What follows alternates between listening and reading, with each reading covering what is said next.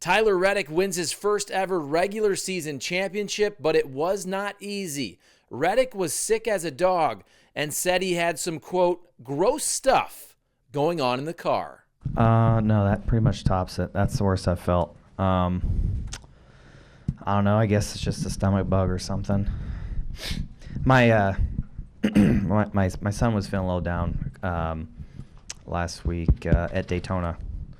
We had taken him to the infield care center after the race, and he was struggling pretty bad on race day on Saturday. And I feel like midday Friday I started really struggling, and I was hoping Saturday morning it'd be gone, and it was terrible on Saturday. And woke up Sunday with the same hope it'd be gone again, and felt good pretty much all the way up until the race. And I don't know, it's just must have been the bump off of 2 or something. It just really got bad by the end of stage 1, and it just stayed there the rest of the way. So just really thankful that a lot of great people on our team. They're feeding me the right stuff in the car to help me manage it best I could. Just smart people, able to, put the right stuff in my drink to kind of help calm my stomach down. Just at one point I was just waiting to puke all over myself, and thankfully they kept that from happening, and a whole lot of other gross stuff. So we were able to avoid a lot of that, which is nice, but it was extremely uncomfortable in the car all night. So you were puking? I thought I was going to. I really did. At the end of stage 1, I thought it was happening as soon as the yellow came out. Only the other end. Huh? Only the other end. I held on for dear life all night. I thought it was going to happen, but yeah. I really actually wanted to just get it out because it was really, really bad. And I took some Imodium at the infield care center earlier, and that was probably the worst thing for me because I couldn't get anything out that I really wanted. So it was just a rough night. On that note, we'll go to Dustin and then to Jordan. Yeah, it was. Yes. Yeah, Bob, I know. Dustin Long, NBC Sports. How does somebody get through a night like that? Well, a fast car certainly helps. It really showed it in practice. It was really, really strong in practice, and it when I was feeling good, we started off the race in stage 1, and I just thought, all right, we get into these green flag cycles, I'll have a shot to get to the lead, and that's just kind of when things started to spiral out of control. But the car was really, really strong right from the get-go. It was tough, man, when we just were bleeding points to the 5 in the middle of the race. I was trying to think of what I needed to do to go faster, and it was just really, really hard to focus on that stuff. I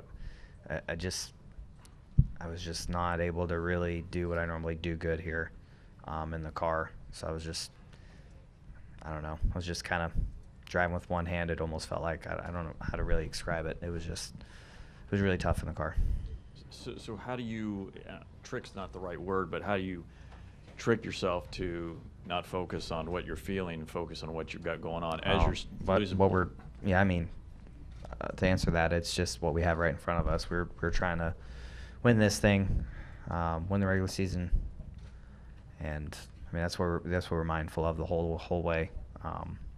Just trying to think of what we could do to stay in the hunt of that. We got to stage 3, and we were just thinking, okay, what do we, how many points are we behind? Where do we need to be? And we went to work on what we need to do to try and put ourselves in position to get there. And I mean, it took things out of our control to make it happen.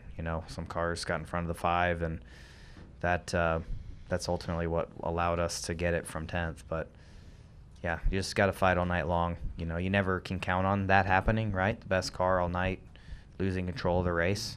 But you have to be in position to take advantage of it in case it does. Last thing is, what does that trophy mean? What does the regular season championship mean to you? I know you've got more to go, but what does that trophy right there mean to you? Yeah, it's just a testament to all the hard work that everyone at 2311 here at the racetrack week in and week out or back at Airspeed puts into this. We're on year 4 of their goals, right? And it's just been really, really fun the last 2 years to be a part of this process, building up to where we want to be. And it takes a lot of hard work to be consistent as we've been through the summer stretch. the year, both years, I really feel like we had rocky starts to get going, but it's nice to be able to get to where we did in the middle of the year and start thinking about points. I think it really helped us just continue to be more consistent and get us in the right mindset for these playoffs. You know, just manage risk versus reward. We'll be doing it 3 races at a time here soon. We'll come down here to Jordan. Jordan Bianchi, The Athletic. At what point this year did you start to think winning the regular season championship was obtainable? I think it became a lot more possible. I don't know. I feel like the first race I really started to think it could happen, or we had a shot at it within a race of points. I think it was after like Chicago. You know, the 5 was right there in the mix with us and took a big hit on points. I think a lot of, you know, normal top contenders had some shaky days just due to crazy circumstances. I think that was the first one where we were kind of like, okay, like we're starting to creep in on it, and then it just things continued to kind of, you know, just fall, and we just kept getting closer and closer and closer. It happened pretty quick, it felt like. Your teammate tonight, Bubba, fell short of making the playoffs. What would you say to him, or what will you say to him as he kind of goes through this? Well, I mean, honestly, I feel like that stuff. Well, I mean, there's a number of things, right, I could say, but I feel like honestly, it's probably best we keep it between me and him, right? It's tough. I've been in his spot. It's not fun to be that close and just miss it, man.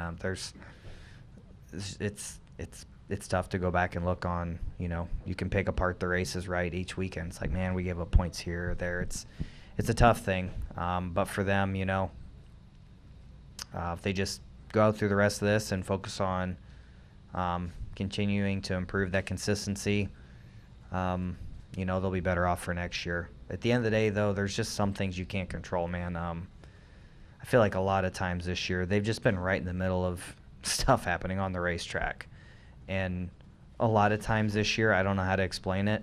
When things have happened on the racetrack, I've missed it and been able to benefit from it. I don't call it what you will, right? But it's just sometimes how racing can go. So I know they can get better, and I know they will get better. And they have a great opportunity here over the rest of this year to reload and be ready to go for next time. All right, we have time for 1 or 2 more questions. Are there any questions down here? Okay, and press box. All right. Tyler, congratulations. Thanks for joining us for a little bit. Thank you, guys.